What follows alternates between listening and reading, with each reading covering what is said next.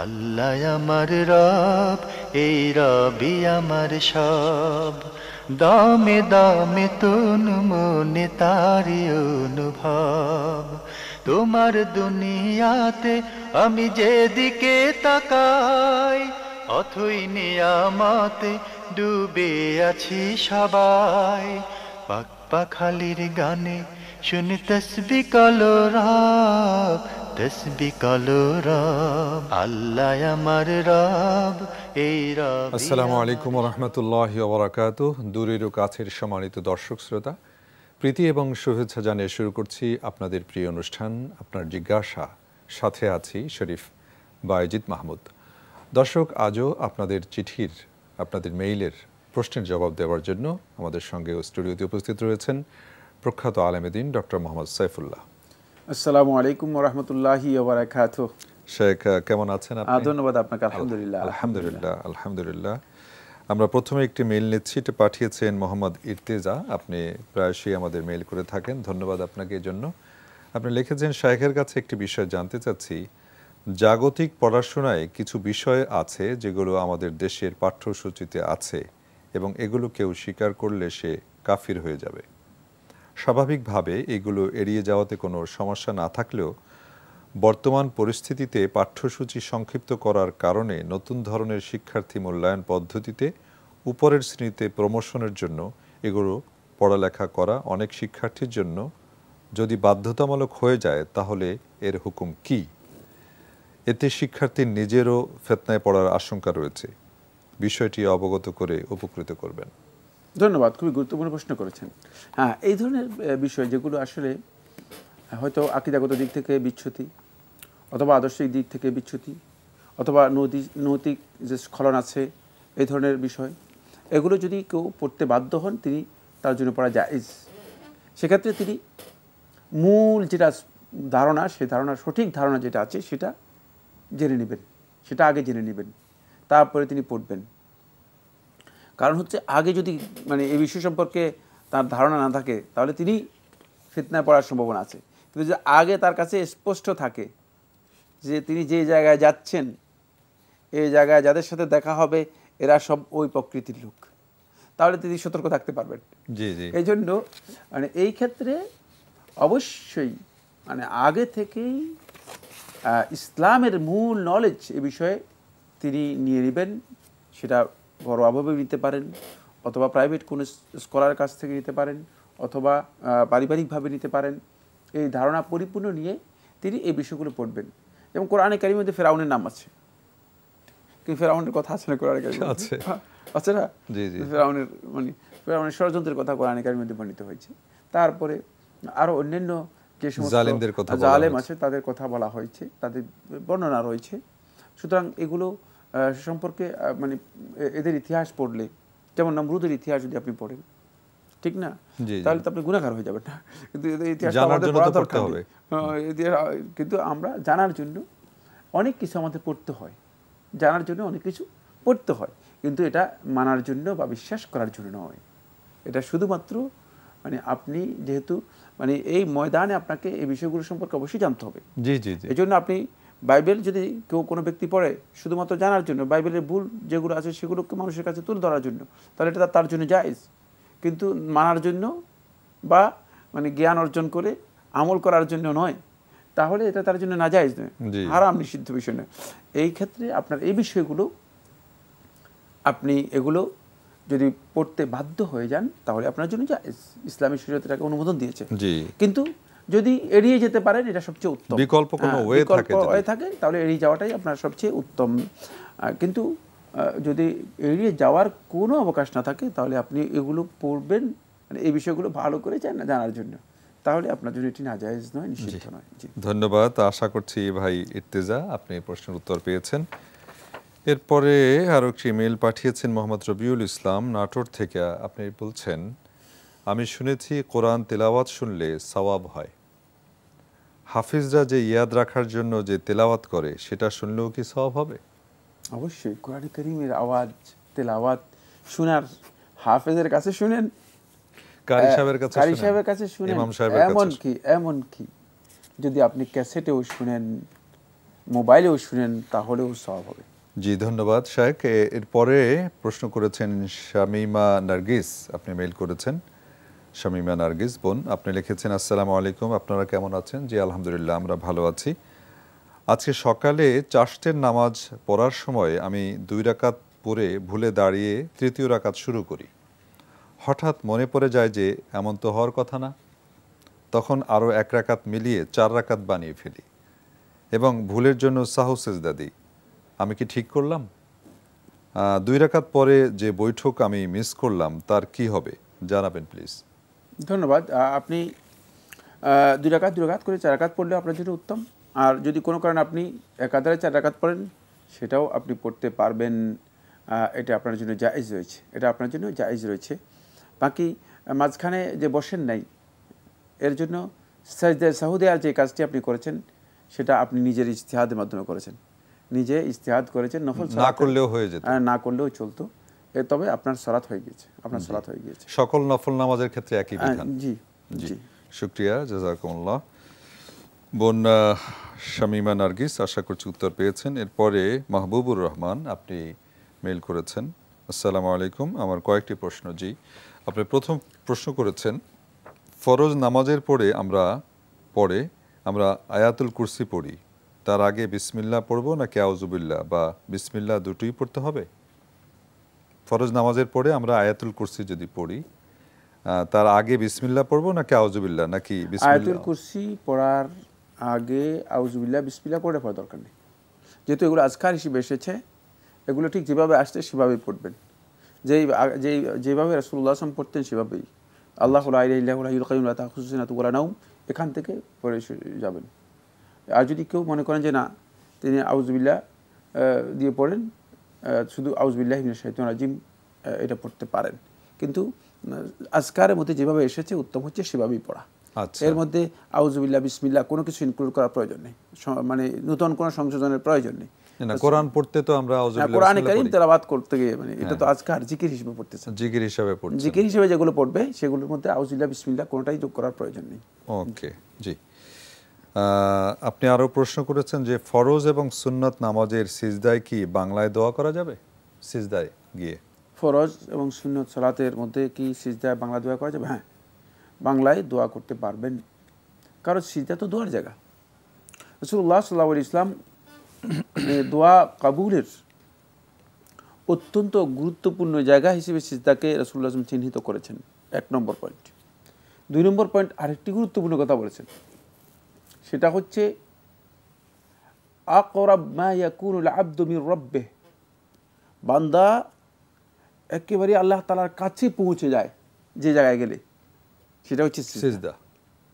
সুবহানাল্লাহ। তো আপনি যদি মনে করেন আপনার মূল উদ্দেশ্যের কাছে পৌঁছে যান, তখন সেখানে গিয়ে যেটা আপনার দরকার সেটা যদি আপনি না বলেন, তাহলে তো ভুল কাজ করেছেন, আসল জিনিসটাই বুঝেন নাই। জি, এই জন্য রাসূলুল্লাহ সাল্লাল্লাহু আলাইহি ওয়াসাল্লাম বলছেন যে আকরাব মা ইয়াকুন আল আবদু মির রাব্বিহি, যে বান্দা তার রবের একেবারেই কাছে পৌঁছে যায় যখন বান্দা ওয়া হুয়া সাজিদ, সে যখন সিজদার মধ্যে থাকে। 3 নম্বর রাসূলুল্লাহ সাল্লাল্লাহু আলাইহি ওয়াসাল্লাম বলছেন যে বান্দা যখন সিজদা যায় ফাকামিনুন আইয়ুস্তাজাবা লাহু, যে সে তখন দোয়া কবুলের একেবারেই মানে নিকট পৌঁছে গিয়েছে। সুবহানাল্লাহ। মানে এমন জায়গায় আছে যে করলেই মানে আল্লাহ তাআলা কবুল করবেন, কারণ আল্লাহ তো কাছে চলে গিয়েছে, আল্লাহ রাব্বুল আলামিন কাছে চলে গিয়েছে, হাদিস দ্বারা সাব্যস্ত হয়েছে আল্লাহর কাছে চলে গিয়েছে। সুতরাং এই অবস্থায় বান্দাগণ কি কাজ করবে? ওই হাদিসের পরবর্তী অংশের মধ্যে আল্লাহ নবী সাল্লাল্লাহু আলাইহি ওয়াসাল্লাম বলেছেন ফাআকসিরু ফিহি দুআ, এর মধ্যে তোমরা অধিক পরিমাণে দোয়া করো। আচ্ছা, তো এখন খুব ভালো করে বুঝেন, এখন আমরা বলছি বেশি পরিমাণে দোয়া করার জন্য, দোয়া করার জন্য বলেছে আমি তো বাংলা আরবি জানি না, আমি তো বাঙালি, মানে আমাকে আল্লাহ তাআলা সৃষ্টি করেছেন বাঙালি হিসেবে, আরবি জানি না।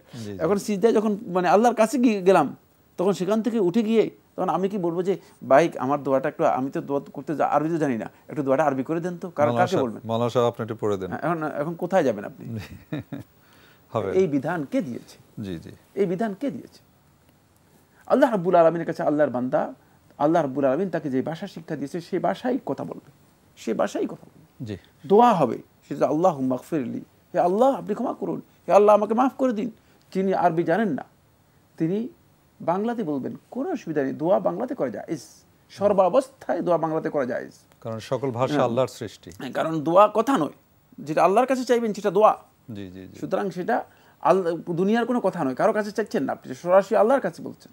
সুতরাং সেটা আল্লাহ তাআলার কাছে বলবেন। আল্লাহ রাব্বুল আলামিন যিনি বাংলা সৃষ্টি করেছেন, আরবি সৃষ্টি করেছেন, সব ভাষা সৃষ্টি করেছেন, আর আল্লাহ সুবহানাহু ওয়া তাআলা এবং আল্লাহ রাসূল সাল্লাল্লাহু আলাইহি ওয়াসাল্লাম দোয়ার জন্য কথা বলেন নাই যে দোয়া আরবিতে যদি না হয় তাহলে দোয়া কবুল করব না, খবরদার, এমন কোনো না, কথা এই ধরনের বলেন। কোনো বক্তব্য জি, রাসূল ধন্যবাদ। সাল্লাল্লাহু আলাইহি ওয়াসাল্লাম কখনো বলেননি। আপনি আরো প্রশ্ন করেছেন, দাড়িতে কি বাদামি রং করা যাবে? কারণ যেসব মেহেদি বাজারে পাওয়া যায় সব কেমিক্যাল মিক্স করা, সেগুলো কি ব্যবহার করা যাবে? প্রথম কথা হচ্ছে, দাড়িতে কালো ছাড়া অন্য যে কোনো রং করতে পারবেন, কিন্তু সেটা রুচির সাথে সামঞ্জস্যপূর্ণ হওয়া উচিত।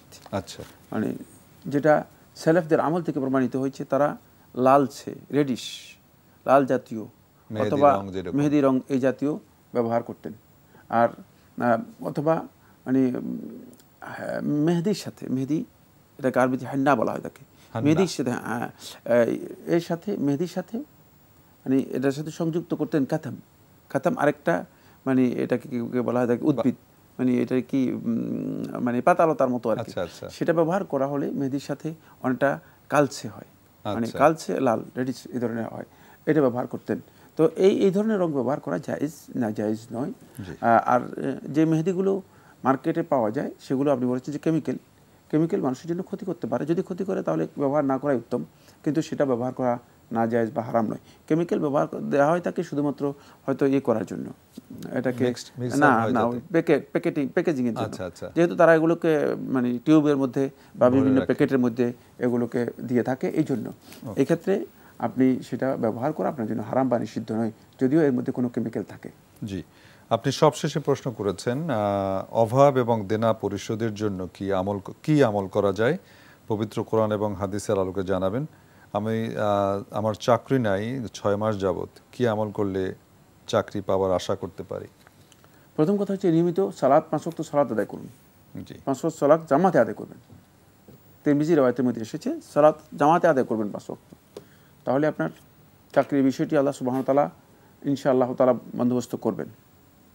2 নম্বর বিষয় হচ্ছে নিয়মিত আপনি আল্লাহ রাব্বুল আলামিনের কাছে ইস্তেগফার করবেন, ক্ষমা প্রার্থনা করবেন। হাসান বসরি রাহমাতুল্লাহর কাছে এক ব্যক্তি এসে প্রশ্ন করেছেন, বলছেন যে আমার অভাব, বলছে তুমি ইস্তেগফার করো, ক্ষমা চাও। আস্তাগফিরুল্লাহ, এটা কিন্তু মানে মহৌষধ। কোরআনে কারিমে সূরা নূহের মধ্যে যাবেন, গিয়ে দেখবেন যে আল্লাহ সুবহানাহু ওয়া তাআলা এর মানে 60টা ফায়দার কথা উল্লেখ করেছেন। আচ্ছা। তার মধ্যে একটা হচ্ছে রিজিকের ফায়দা, সুবহানাল্লাহ। মানে উল্লেখ আছে, ফাকুলতু আস্তাগফিরু রাব্বাকুম ইন্নাহু কানা গাফফারা ইউরসিলিস সামা আলাইকুম মিদরারা ওয়া ইমদিদকুম বিআমওয়ালিন ওয়া বানিন, এই যে আয়াতগুলো, জি এটা পড়ে নেবেন। তারপরে এটা হলো 2 নম্বর বললাম। 3 নম্বর যে কাজটি সেটা হচ্ছে এর জন্য কিছু রাসূলুল্লাহ সাল্লাল্লাহু আলাইহি ওয়াসাল্লাম আজকারও দিয়েছেন, সেগুলো আপনি কিতাবুল আজকার থেকে অথবা হিসনুল মুসলিম থেকে অথবা দোয়ার যে বইগুলো আছে সেগুলো, আল্লাহুম্মা আগনিনি বিহালালিকা আন হারামিকা ওয়াকফিনি আম্মান সিওয়াক, এই যে আয়াত দোয়াগুলো আছে এখানে এগুলো দেখে নেবেন। কারণ এগুলো আমি এখন দোয়াগুলো বলে দিলাম, একটা মুখস্থ করতে পারবেন না, মুখস্থ হবে না, এগুলো সেখান থেকে নেওয়ার জন্য চেষ্টা করবেন। যে দোয়াগুলো রাসূলুল্লাহ সাল্লাল্লাহু আলাইহি ওয়াসাল্লাম নিয়মিত করতেন, এই দোয়াগুলো করবেন কখন? যখন দোয়া কবুলের সময়গুলোতে করবেন, মানে দোয়া কবুলের সময়গুলোতে করবেন, সিজদাতে গিয়ে করবেন, তাহাজ্জুদ আযান এবং ইকামতের মাঝখানে করবেন, রাতের বেলায় তাহাজ্জুদের মধ্যে করবেন, বৃষ্টি যখন অবতীর্ণ হচ্ছে তখন করবেন, মানে যেই সমস্ত সময়গুলোর মধ্যে আল্লাহ সুবহানাহু ওয়া তাআলা আল্লাহর বান্দাদের দোয়া কবুল করে থাকেন, ঠিক ওই গুরুত্বপূর্ণ সময়গুলোর মধ্যে এই দোয়াগুলো করবেন, তাহলে ইনশাআল্লাহ তাআলা আল্লাহ সুবহানাহু ওয়া তাআলা আপনার রিজিকের বন্দোবস্ত করে দেবেন ইনশাআল্লাহ। জি দর্শক, এরপরে একটি মেইল এটা পাঠিয়েছেন বোন তাসনুভা তাসনিম। আপনি লিখেছেন, আপনার মেইল থেকে আমরা সংক্ষেপে যেটা বুঝতে পেরেছি, আপনার 1.5 বছর একটি বাচ্চা আছে। এই বাচ্চা হওয়ার পর থেকে আপনার স্বামী আপনার সাথে যোগাযোগ বিচ্ছিন্ন ওনার থেকে করেছেন এবং গত 4 বছর যাবৎ ওনার হাজব্যান্ড ব্যবসা করছেন, কোনো সাকসেস আসছে না। ফ্রাস্ট্রেশন থেকে বা যে কোনো কারণে হোক এখন ওনাকে সেভারাল টাইম বলছেন যে ডিভোর্স করার জন্য। এখন উনি বহুবার চেষ্টা করেছেন এটাকে মিউচুয়াল করার জন্য, কিন্তু কোনোভাবে এটা উনি মিউচুয়াল হচ্ছে না। কি করতে পারেন উনি? ধন্যবাদ। প্রথম কথা হচ্ছে, এটা তো আসলে খুবই গুরুত্বপূর্ণ একটি বিষয় দাম্পত্য জীবনের জন্য। যেহেতু তিনি চাচ্ছেন যে আপনার সাথে সম্পর্ক রক্ষা না করার জন্য, কোনোভাবেই আপনাকে রাখতে চাচ্ছেন না, ডিভোর্স দিতে চাচ্ছেন, আপনার জন্য সরাসরি নিজে উদ্যোগী হয়ে নিজের পক্ষ থেকে মানে আগ্রহী হয় ডিভোর্স আপনি দিবেন না। আপনি ডিভোর্স না দিয়ে যেটা করতে পারেন সেটা হচ্ছে, তিনি হয়তো পরিস্থিতির কারণেও হতে পারে অথবা অন্য কোনো কারণ হতে পারে, যে অবস্থা আছে সে অবস্থায় থাকুক। আপনি যদি মনে করেন যে এখানে আপনার অপেক্ষা করার মতো মেন্টালিটি আছে, মানসিকতা আছে, তাহলে আপনি কিছুদিন ধৈর্য ধরতে পারেন। অন্তপক্ষে 1-2 বছর, 1-1.5 বছর ধৈর্য ধারণ করতে পারেন। এতটুকু ধৈর্য ধারণ করা অনেকের জন্য হয়তো কঠিনও হতে পারে, কষ্টকর হতে পারে। বাকি ইসলামী শরীয়তের অনুমোদন আছে, মানে মানুষ যাদের স্বামীরা বিদেশে চলে যাচ্ছে, প্রবাসে চলে যাচ্ছে, তারা ধৈর্য ধারণ করছে না, ধৈর্য ধারণ করছে। এটা ধৈর্য ধারণ করা জায়েজ, করতে পারেন। সেক্ষেত্রে আপনি কিছুদিন ধৈর্য ধারণ করেন যদি সম্ভব হয়। কিন্তু যদি এমন হয় যে না, এই ধরনের ধৈর্য ধারণ করা সম্ভব নয়, তাহলে সেক্ষেত্রে আপনি কোর্টের মাধ্যমে তাকে ডিভোর্স করে দেবেন। কিন্তু যদি স্বামী না চায়, জোর করে তো স্ত্রী আসলে মানে সংসার করতে পারবে না। এটা মানে স্ত্রী তো জোর করে থাকতে পারবে না, সেটা কোনো বিধানের মধ্যে নেই। তো এই জন্য আপনি, যেহেতু তিনি চাচ্ছেন না এই মুহূর্তে তাকে আবার যে না আমাদেরকে রাখতে হবে, জোর করে তাকে এর উপর প্রেশারাইজ করা, তার উপর প্রেশার দেওয়ার কোনো দরকার নেই। সেক্ষেত্রে আপনি অল্প কিছুদিন ধৈর্য ধারণ করেন, দেখেন যে তার অবস্থা পরিবর্তন হয় কিনা। আর আল্লাহ তাআলার কাছে সাহায্য চান, বেশি বেশি করে আল্লাহ তাআলার কাছে সাহায্য চান যে আল্লাহ মানে আমাদের এই দুনিয়ার জীবনের চেয়ে দাম্পত্য জীবনটা যেন আমাদের আনন্দময় হয় এবং এটাকে সহজ করে দেন। আমিন। যেটা প্রয়োজনীয় সেই ব্যবস্থা আপনি আপনার পক্ষ থেকে সুরাহা করে দেন, তাহলে আল্লাহ তাআলা সুরাহা করে দেবেন ইনশাআল্লাহ তাআলা। আল্লাহ তাআলার কাছে বারবার বলবেন, সেক্ষেত্রে আপনি কিছুদিন ধৈর্য ধারণ করুন। এরপরে যদি দেখেন যে না, তিনি আসলেই কোনোভাবেই মানে চাচ্ছেন না আর দাম্পত্য জীবন কন্টিনিউ করতে, পারিবারিক জীবন কন্টিনিউ করতে, তাহলে সেই ক্ষেত্রে আপনাকে অবশ্যই সিদ্ধান্ত নিয়ে, কারণ আপনার পরবর্তী জীবনের জন্য আপনার প্রয়োজন হতে পারে, সেখানে আপনি কোর্টের মাধ্যমে ডিভোর্স করে আপনি অন্যত্র বিয়ে বসা বা অন্যত্র বিয়ে করা আপনার জন্য এটা সবচেয়ে উত্তম। কারণ এভাবে কোনো একজন নারী মানে অভিভাবকহীন অথবা দায়িত্বশীলহীন এভাবে থাকা, এটা তার জন্য ফিতনার কারণ এবং অশ্লীলতার কারণ, সমাজের জন্য বিপর্যয় তৈরি করার কারণ, শেষ পর্যায়ে তার ঈমান আমল বিনষ্টের কারণ হতে পারে। আল্লাহ হেফাজত করুন।